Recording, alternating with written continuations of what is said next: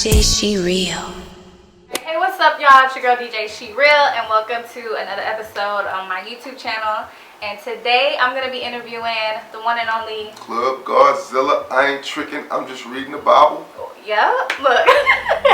But yeah, Club God, Beatking, Houston, Texas owned. Yeah. Yeah, man. We up in here, man. What it do, man? Man, nothing. When you start interviewing people.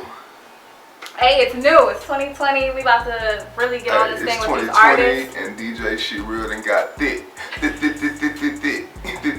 Alright. Nah, but for real, like this year you really broke out on the scene.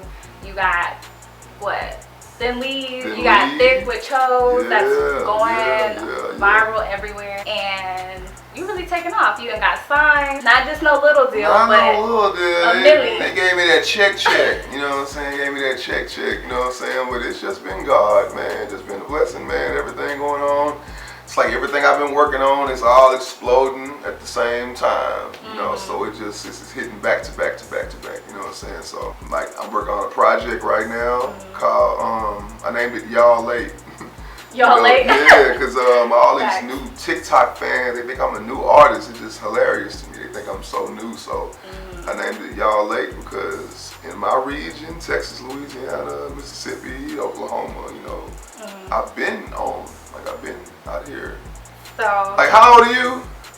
I can't tell y'all. Oh, okay. Show her female, you know what I'm saying? People like her probably been listening to me since they were young.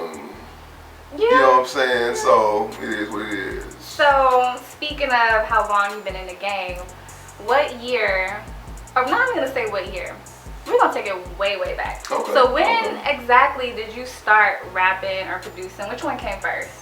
I was rapping first. I was rapping when I was 10 years old. Like my first song was about my first fight. Because all I had ever lived through at the time was fighting.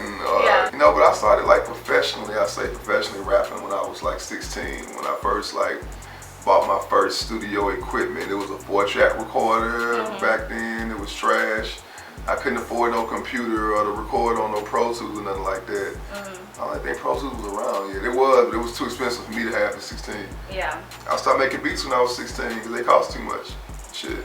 You know, back then I was making more street music. Like all my partners, what I was hanging around and what I was kind of involved with back then, but it wasn't connecting. Like it wasn't, people weren't listening to it. But soon I started rapping about women in the club, that's when all the fans came. So I was like, oh, this what y'all want from me? Because I was a real lyricist. Like I would rap, listen to Lloyd Banks and Pusha T and like real lyrics. And then I just started dumbing it down and everybody liked it. Everyone liked it. I'm like, so this what y'all want? ABC, 1, 2, 3, tell me what you know about me. Okay, well, you know, so I started making a bunch of songs like that, and I looked up and I had like 3 songs on the radio in one summer. So I started calling myself Club God, and from there I kind of found my purpose, and it ain't went down since, man. So what would you say is your first song that really broke the scene for you? The first song is a song called Independent by Candy Red. That was in 2009. That was the first time I ever had, I produced a hit. You know what I'm saying? And that was, out here in Dallas, that song was big. Huge. You know what I'm saying? On the radio, you come out here in Dallas, you hear that song in the clubs every once in a while. You know what I'm saying? So that was 2009, you know, and me and her, we had kind of fell out around that time. And then the next year, I started rapping to my own beats seriously and just like pushing my own music. And the next year, I had my song, Dip It Low Crush.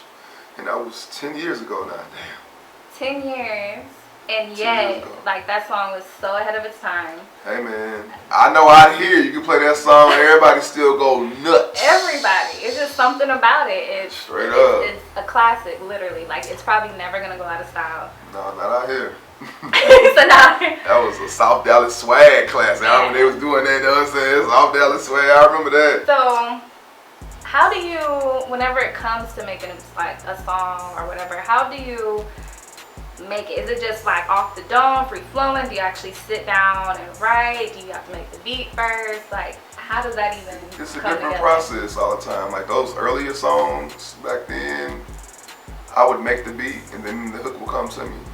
Or sometimes I be in the club, I'm always in the club getting inspiration.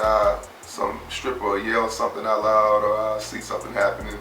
and they'll give me a hook idea or a song idea, then I'll go to the house and make the beat because I had an idea already. Different process. Sometimes I had a beat already, sometimes I had a hook already, you know, just different, but it all comes together at the end. Yeah, I just be wondering, like, sometimes, like different creatives and how their mind, like, processes and puts things together. Because I know a lot of times with me, I get my ideas out of thin air or, like, in my sleep, which is weird. Like, I'll have dreams of listening to certain beats or songs, and I'll wake up and be like, let me blend it. ooh, I gotta try this. So yeah, it's just weird, like, you know, you just get inspiration, somebody can say something, and then it just happens. like a download. I got an artist, her name Big Jade, and what I've been doing with her is remaking a lot of beats from the year 2001 up to 2005 and making her rap on them. And each one of these beat ideas I've been getting just been me on the road, riding around. On the road to Atlanta, on the road to Oklahoma, on the road to Memphis, just getting these ideas. So it's just like, these ideas just come, you know what I'm saying? These beat ideas, and when I get to making them, motherfucking beats. And that's how you know it's God-given too, when it just flows like that. So, one thing I want to ask you, do you even remember how I met you? I can't remember exactly how I met you, but I just remember being at a Dallas car show. Yeah. And you was just DJing better than everybody there, and I was just like, who's that? Well, and I tried to, at the time, if y'all remember on my other video, I talked about how I had a female promo group called Royal Production, and I remember the car show was the first time I met you. That's the first time I met you, because I remember the DJ crew you was with. Yeah, I was with Campus Kings. We had a booth at the car show, and everyone was DJing, and I was a big fan of Club God. Obviously, everyone was. If you were a DJ, especially a college DJ at the time, like, he ran the college scene. So, Still do. yeah, still do. So when I first seen him, and then, you know, I got introduced through the crew, I was like, oh, okay, that's dope. And I eventually got the courage to DM him and try to sell my promotions. Like, hey, do you need... I don't even remember you this. don't remember I don't that? even remember this. Like, I don't even, like... Like, I really had to go, like, I went back on Twitter, because I was like, I was even thinking, I was like, how did we become It was friends? on Twitter. That I really don't remember that then. Yeah. All I remember from Twitter is Team Choppers. I used to have people run. I was really starting to think, like, how did we become friends? And then I just happened on Twitter, and I saw a message like, hi, I don't know if you need anything. I have a promo group and blah, blah, blah. My earliest memory of you is just being one of the most talented DJs here when it came to blending and scratch and the technique of scratch. 'Cause I'm a big fan of talented people, so when I found out you could do that, I think I saw the first video on Twitter, I think. Yeah. And I was just like, oh, she scratched like Juicy J. Whoa, you know what I'm saying? So I've always had a high respect for your DJing skills, you know what I'm saying? So from there, you know, it's just been cool, man. Shit, I've been watching your career from the beginning, shit, you know. And it's still, like, amazing to me to see how things take off for you and, like, other people that I know in the music industry, that we all kind of was hustling together. Yeah, that's kind of the story of me and DJ Chose. Like, you know, we've had our ups and downs, you know what I'm saying? But that's one of the first people that was ever supporting my music in 09 when nobody else really rocked with me like that, you know? So seeing what we both are today, like, we both still ain't missed yet when we do a song together, you know what I'm saying? Nice. So Alright, so did you always know, like, somewhere in your soul that you was gonna make it? Or that people was gonna know who you were? Yeah. It's one of the things about it is you just have to work knowing that it's gonna happen one day. You know what I'm saying? Like, the way I view the world and the universe is God in heaven has this wall in heaven, and he has everybody's name written on this wall, and he has a light switch under their name. This wall is called the dick riding light switch. Sometimes God just come out the restroom in the middle of the night and be like, who light switch I want to hit today? Boop. He hit Yellow Beezy's light switch in 2017. Came out the restroom middle of the night one night, 2018, was like, Boop. He hit Megan Thee Stallion in 2018. You know what I'm saying? He was bored this year and was like, You said bored. boop, he hit Beatking this year. Right. You know what I'm saying? So it's like, whenever God decides it's time for everybody to like you, it's time for the grind to pay off. When he hits your light switch, everybody gonna like you. And it's your job to work and be prepared for when he decides to hit your light switch. Because sometimes he hits people light switch and they're not prepared. So did you ever, like, in your career journey, quit or want to quit? Or was like, forget this rap thing? So you always had that. My thing, I've made money this whole time. Like a lot of people, they heard how much I signed for the deal and all that. They think I'm just not getting money. I'm from Texas, and Texas rappers aren't broke. Right. Like, Texas is so big and vast. There's so many. Look how big Texas is on that TV. Like, that's just one part of Houston. Like, there's so many places that you can do shows and get money. Like, I've done shows in my region for 10 years. So it's like, to everybody else I'm new, they may not know what's going on. But every year I've gotten bigger and bigger and bigger. And it's just more tools now. Like, I remember, like, me and Kirko, we talk about this sometimes. Like, when we first came out, when we first had our explosion 10 years ago, there was no Instagram. Right. Twitter was brand new. It wasn't where it is today. All you had was Facebook. MySpace had fell off, everybody moved to Facebook. So that's all you had, Facebook and these clubs and DJs. Today, man, you got Instagram, you got TikTok, you know, you got all this stuff, you know what I'm saying? So it's easier for artists today, you know? Right. So back then when we came out, you know, our explosion probably wasn't as massive as somebody today. When you have a hit song today, you can't run from it. Yeah. It's radio, TV, TikTok, Instagram, Twitter. When somebody popping today, I just hope you like them, because you're not going to be able to get away from them. You're going to hear that song all the time, like, you know, so.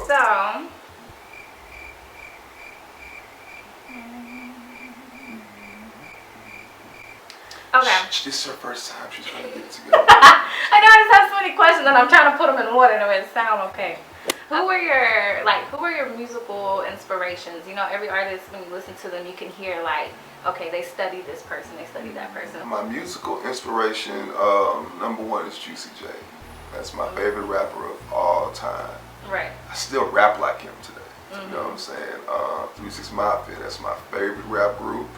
I have relationships with every single person in that group now. You know what I'm saying? Me and Juicy J, we both at Sony now, so I hit him in the middle of the night sometime and let him hear my songs I'm working on now, and he tell me what he think. It's just amazing to me that I can do that now. You know what I'm saying? When I stumbled across 3 6 Mafia, that's how I learned, that's when I realized how I was gonna sound. I wanna make beats and sound just like that. I want my music to come on and to give people instant energy.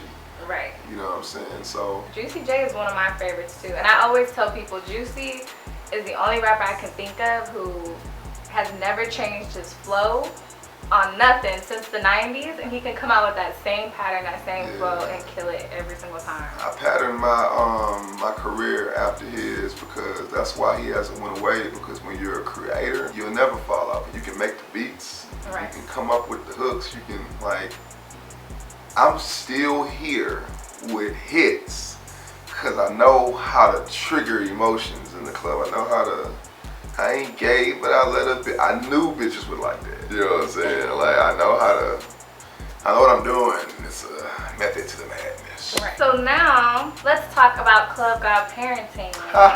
Yo, kids. Jayla and Kayla.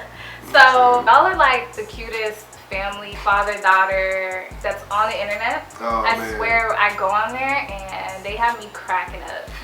So like, do you feel like they understand like who their daddy is as far as they definitely do now. They always known that their dad was a rapper, but they were too young to understand. Like, my music is not for kids. Right. So they'll be listening to Taylor Swift or Billie Eilish and stuff like that. You know, they're not listening to Right. So they don't know who their dad. They know I'm a rapper. They know that every time we go to Walmart or something, people want to take pictures of people are speaking to me. They wouldn't understand, but they like, yo, our dad is somebody. Just don't know who he is. You know what I'm saying? But this year, these are the first songs that have entered their world. These TikTok songs, and they're like, they can't believe that their dad is that person. That has the popular. As soon as they get on TikTok, my song is playing. It's like, you know, so they can't believe. They just like, I can't believe you're our okay, like, it's just all their friends just want to FaceTime them all day just so they can see me walking in the background or something, or just to talk to me or something, you know. So it's like, it's the first time where they really know who I am. That they have like little contests with themselves. Like if we go somewhere in public and we'll all get back in the car afterwards and we're like, I counted 7, I counted 9. I'm like, what are you talking about? People that noticed you, Dad. I'm like, how do you feel like you having your daughters like changed or helped your career in some way? Or do you feel it with the music that I make, even my brand, you know, we go into the whole cucumber thing and all that, you know. It's a real thin line that I walk with that, you know, because you can easily be on the outside and say that Beatking doesn't respect black women, he's degrading women, he doesn't respect women. I have a very high respect for women. I have daughters, you know what I'm saying, and you know, they play a big part in my life. Like they live with me. They hear all this crazy shit I be saying in the studio. You know what I'm saying? So they know everything going on. You know what I'm saying? You feel like they're gonna get into music? My youngest one, she says she wants to make beats like me. I'll take it as she's just young and she don't really know yet. But she's been saying it all year. So I'm gonna get her a laptop and I'm gonna see what she's talking about. And if she really talking about it, I'm gonna turn to Joe Jackson on her ass. Right? For real you though. Fucked up. Now you gotta be beat queen. Now you gotta be good. No, you know what I'm saying? But she keeps saying it all year that she wanna do it. So I've been letting her use my equipment. And she has natural musical talent. So the other topic I want to kind of get into is, you know, the strip club and DJs and all that stuff. So how important is like strip club eras or, you know, DJs, networking and all that stuff with like building a rap career? DJ support, that's very important. Yeah. You know what I'm saying? Like, a person like me who call myself club god, I would not have strength without DJs. Like, they run the club. A lot of newer artists, they don't really know the importance of DJs because they don't really go through that circuit. They go the Instagram route, and that's cool too. You know, that's a tool you need as well. But when that dies down, you're gonna still need that DJ support. You know what I'm saying? These Instagram famous rappers, they'll go to the club and wonder why no one's playing a song. It's because the clubs don't know you. You're only popping on Instagram. Right. These DJs don't have your song. And the relationships that you built with DJs, like you said, you're not going nowhere. Nah, I'm talking about it's almost like I'm a DJ. Man, it's like this year, all the DJs like, man, our partner got a hit. I know. We finna go in. That's what's going on. Like, man, like it felt like one of y'all just got a hit now. You know what I'm saying? So the DJs, we always have that feeling like we love to put people on music and to break music. You got your own language. You know what I'm saying? Like I could give a DJ something. He'd be like, all right. But if another DJ give another DJ something, he's like, all right. Yeah. As far as DJs, like whenever we start breaking a record and then we see it actually take off and someone like you get signed, we get that extra energy because we feel like y'all were part of that. Yeah, like we helped, and so it was like a team accomplishment. You know what's crazy? My earliest memory of feeling like you were a part of some success is when Soulja Boy first came out. He was the first person on YouTube where he was really vlogging every day. You were seeing him getting his show money and performing in Mississippi and doing all that. And then Crank That came out. And that's when he got his deal with Interscope or whatever. And you watched him buy his first Chrysler 300 and all that. I'm just like, I feel like I am coming up with him. So I always wanted something similar to that. People can just feel like they coming up with me. You know what all do you want to do with your career? Like how far do you want to take it? Do you want to get into like acting, clothing brands, like? I'm not no drippy ass motherfucker, so I don't know about clothes. But I mean, like you have your own style. I mean, I have my merch, my crazy ass shirts. You know, that's probably as clothy as it's gonna get. But with me, I can see myself being in some comedies. You know what I'm saying? I can see the acting side. You know, one of my biggest things outside of wanting to hit the next level with my career and be more successful is making sure my label is good. I want to find other artists and put them in position. I can help people now. Like I have an artist and she's starting to make noise too, and just help other people, and so that it wouldn't have to go through what I went through. 10 years, I went through a lot of bullshit, a lot of bad times. It's not all then leave. Right. you go through a lot of bad times too. It were years when people didn't fuck with me like that. You know what I'm saying?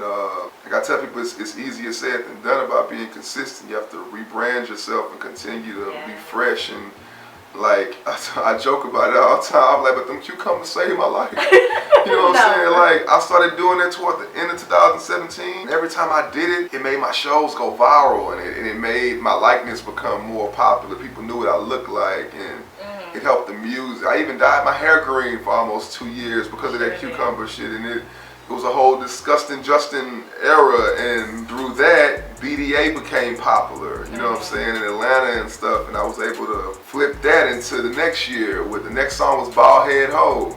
That was unexpected, and that was a good little bridge to the heat rock right now. You know, so the cucumbers, it was a whole rebranding thing, you know, so I tell people all the time, man, longevity is easier said than done, but it's all about rebranding yourself and staying fresh. So how do you feel about the power of like manifesting and writing down dreams, and power of like your spoken word has to do with like your success?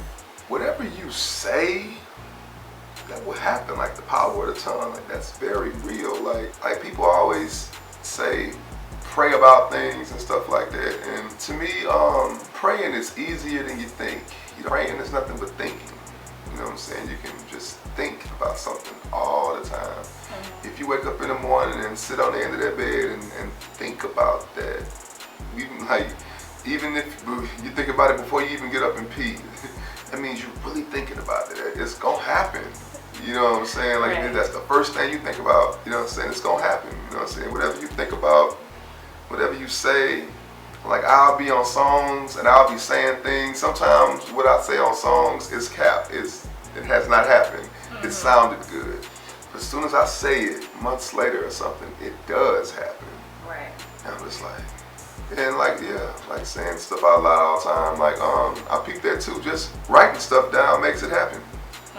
You can store it in your brain, be like, yeah, I'm gonna get to it. But if you write it down, you're like, okay, now I really understand what I need to do. I'm reading it. And you'll do it step by step how you wrote it. That's one of the main things, like, I tell people who are, like, entrepreneurs or, like, out, you know, stepping out and trying to accomplish things on their own. I'm really big on, like, write it down, say it.